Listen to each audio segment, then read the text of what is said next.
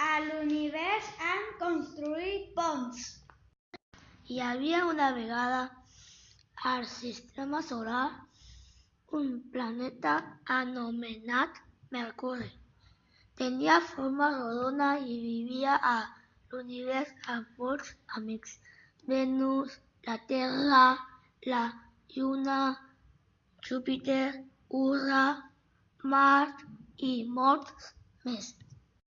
Des de feien milions d'anys vivien tots a l'univers, però es sentien una mica tristos perquè estaven molt lluny els uns dels altres i no podien jugar junts. A poc temps les coses van canviar. Mercuri va tenir una gran idea. Construirien molts ponts per poder passar d'un a l'altre i poder jugar i parlar amb tots els seus amics de l'univers.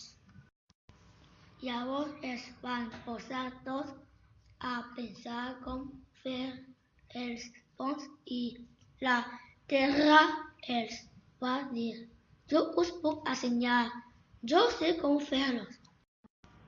Mercuri va preguntar: i com ho saps?